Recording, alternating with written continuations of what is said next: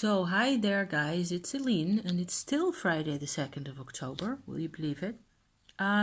What with me listening to my own vlogs and then having thoughts and realizing that there are things that I haven't said, I have to come back on to fill in the gaps. I will be making a playlist, I guess, about the whole narcissism rigmarole. As it is, I'm still spinning also, because pretty colors, and that is happiness right there, you know, look at that. Look at that. Looks good, doesn't it? It also looks good over there, but I'm not showing that to you, not yet, maybe at the end. The point I want to make at this particular point, because I'm still going on about narcissism and the insides of that and the whole dealio here, is that this has been said before and I am going to also say it.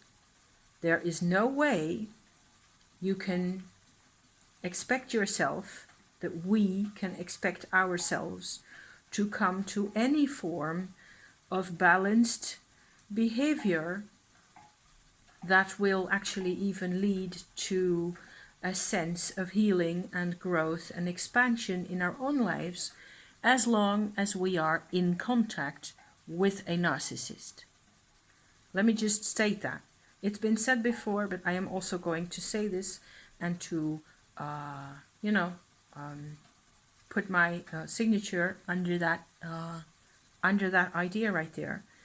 There is going to be no freedom, because apparently the narcissist protocol makes it absolutely impossible for any kind of expansion, any kind of growth, any kind of, thought, any kind of energy for the codependent people to be free for themselves. Any kind of consciousness, any kind of awareness, everything will be drawn into the narcissistic black hole as long as there is contact. It's a very sorry business, but the only way out is absolutely out. The only way for me to come to thoughts that are worthwhile, where I know that I am on a particular path that has value, is by removing myself from any type of context where I will be devalued over and over and over again. And then again, looking at it from this distance, why in the world would I submit to that kind of devaluing? From this side of the equator, or from this side of the gap, there is absolutely no sensible reason why I could ever, indulge in that kind of a submissive behavior for, let alone for 30 seconds, not even. It's not an option anymore. So you only see that. You only see the devaluing and the things that it does to you from the other side of the big divide. From the other side of absolute and total and complete radio silence, you can see what it was doing to you. You can see that it really was a completely hopeless game where all the cards were stacked against you, and whatever other metaphor you want to use. It is a completely miserable situation to be stuck in a relationship with a person who, who has gotten into this type of behavior. And the other thing that I wanted to say, other than complete radio silence is the only way forward, the other thing is that in society, in Western white, I suppose, society as it is, not only in white society, I think, Western rich society, potentially, what you get is that we mistake narcissistic behavior for personal power. And I think that it is relevant to think of those two things together, not only to learn that there are people out there who aren't really powerful people at all, they are simply narcissists, because that's what happens then in your head, right? If you look at them in a different way. It is that actually the phenomena of narcissistic behavior and personal power are sort of linked together. They're close together. They are. There is I would tend to think at this point that the narcissistic sets of behaviors it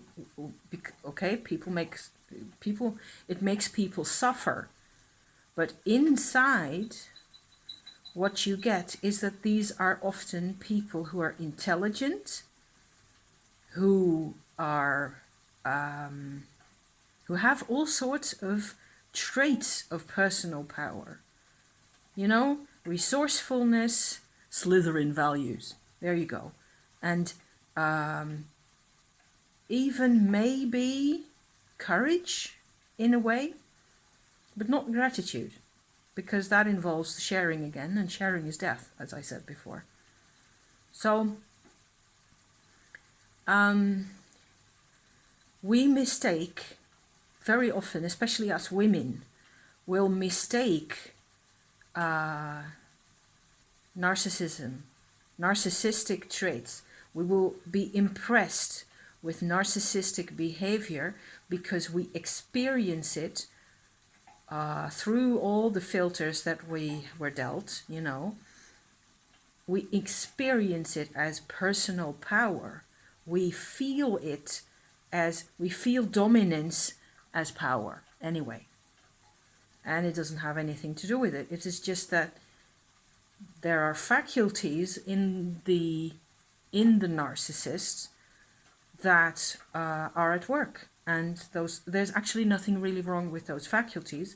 It is the unhappiness that is hidden, and the lack of sharing and the lack of participation, which is apparently such a huge ice wall between them and the people around them, the people that they should turn to in order to in whichever way is possible at a point. And there's a growth process in there as well. But you have to, the ice wall is impenetrable. It is like the when the earth was covered in ice in glaciation times, you know, when there's an ice cap that is a mile thick or 2 miles thick. It's like that. It's too big a jump for most narcissists to give over this idea of what we think of as the codependence in that kind of relationship, as they're trying to control us, when in fact what they're doing is they're trying to protect themselves the whole time. You'd almost feel sorry for them, wouldn't you, if they weren't such a handful to deal with. So that was my final thought. That's under 10 minutes right there. Am I doing good or what? So, but it's important.